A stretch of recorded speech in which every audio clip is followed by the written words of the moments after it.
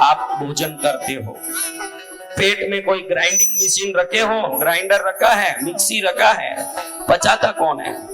आप नींद लेते हो, श्वास कैसे चलता है, ये सब अवचेतन मन का काम है।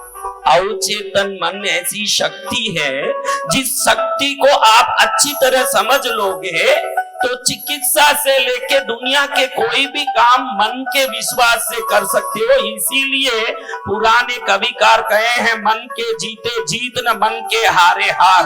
अगर मन को आप दुविधा में डालोगे तो हार जाओगे, मन को कहोगे कि मुझे कोई नहीं जीत सकता तो आप सदा विजेता रहोगे। ये दो ही काम मन से होता है।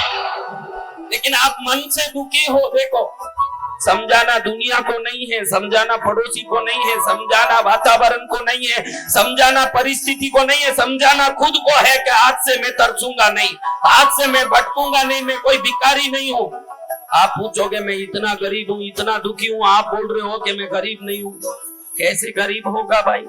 एक बात पूछता हूं, आज युगों बीत गए, टमाटर के पौधे से कभी आलू आया क्या? टमाटर के पौधे से क्या आता है? बताओ क्या आता है टमाटर के पौधे से? क्या आता है? बीन्स के पौधे से क्या आता है? भिंडी के पौधे से क्या आता है? भिंडी के पौधे से भिंडी आएगा। युगों युगों से, वंशों से ये आता है। बकरी के बच्चे बकरी हैं, इतना ही नहीं, उनकी क्वालिटी भी देखिए। आपिल पहले भी वैसा ही था, आज भी वैसे ही है, उगता भी आपिल के पेड़ में ही आपिल है। अब ऐसा नहीं कि ऑरेंज के पेड़ में आपिल उग गया, कभी ऐसे हुआ क्या?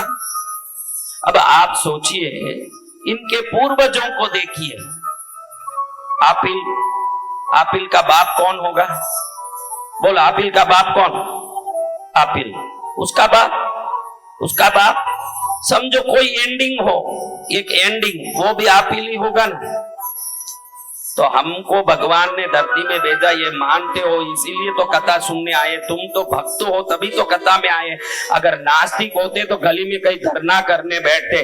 नास्तिकों में आस्तिकों में फर्क इतना ही है, नास्तिक लोग गलियों में धरना करके अपनी शक्ति बिगाड़ते हैं, आस्तिक लोग भजन करके अपनी शक्ति बढ़ाते हैं। दोनों में इतना फर्क है। हाँ, वो और शक्ति बढ़ाता है भगवान का नाम लेके, वो चिल्ला चिल्ला के अपनी शक्ति बिगाड़ रहा है। अब आपको मैं पूछता हूं, हम सब भगवान से आए हैं, ये आप भरोसा करते हो क्या? कौन कौन करते हैं? तो आज आपको निवेदन करता हूं, मैं आपको निवेदन करता हूं, आपके पिता तो होंगे ना, दादा होंगे ना, परदादा होंगे ना, उनके परदादा होंगे ना, वहीं से तो आए। अभी नहीं है शरीर में, लेकिन कोई हुए होंगे, उनसे हम आए ना। अब ऐसे ही चलते रहो। आपने बोला आपिल का स्वाद आपिल के बाप में, आपिल के दादा में, आपिल के दादा में रहता है। अंत में आपिल का कौन रहा होगा? आपिल ही रहा होगा। टमाटर का अंत में बाप कौन रहा होगा? तो हमारा बाप भगवान है, तो हम भगवान की सृष्टि है कि नहीं? तो अब बोलो, आपिल का स्वाद आपिल में है, टमाटर का स्वाद टमाटर में है, तो भगवान के बच्चों में भगवान की शक्ति होगी कि नहीं? पहले ये समझ लो कि हम भगवान के हैं, ये समझ लो सबसे पहले कि आपिल के पौधे में आपिल का स्वाद होता है, टमाटर में टमाटर का होता है। तो मैं ईश्वर का बच्चा हूं, तो ईश्वरीय गुण मेरे में है जितने ईश्वर में है। वो नहीं होगा, कैसे संभव है? तो कैसे संभव होगा कि ईश्वर के भेजे बच्चों में ही टमाटर के भेजे बच्चों में टमाटर का गुण होगा, आपिल के भेजे बच्चों में आपिल का गुण होगा? तो भगवान के भेजे बच्चों में शक्ति, समृद्धि, ताकत सब नहीं होगा।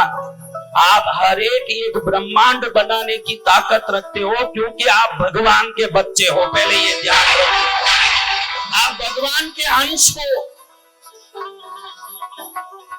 एक राजकुमार को एक जंगली चोर राजमहल से चुरा के ले गया।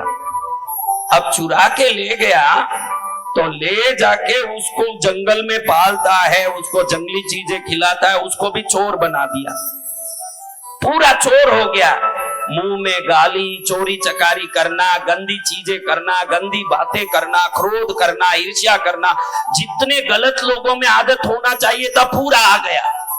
असली में ये है कौन? ये है कौन? राजकुमार है। कौन? राजकुमार। एक दिन ये चोर इसको लेके देश के नगर के गलियों में आया बाजार में कुछ सामान खरीदने। उस समय मंत्री ने देखा कि जो राजकुमार हमारा चुराया गया था उसके हाथ में एक बहुत बड़ा मच्छ था, तिल।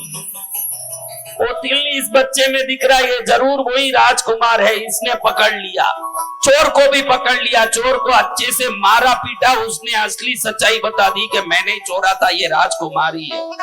अब चोर राजकुमार को मालूम पड़ गया कि मैं चोर नहीं हूं, मैं कौन हूं। अब इसको ले गए, गुलाब जल से नलाए। जो गंदा जंगल में पड़ा था उसका वेशभूषा कैसा रहा होगा, जंगली जैसे। अब इसको नलाए, अच्छे से जरी के कपड़े पहनाए, टोपी कीपी, मुकुट पहनवाया, गहने मोती की माला पहनवाई, हाथ गले में श्रृंगार किया।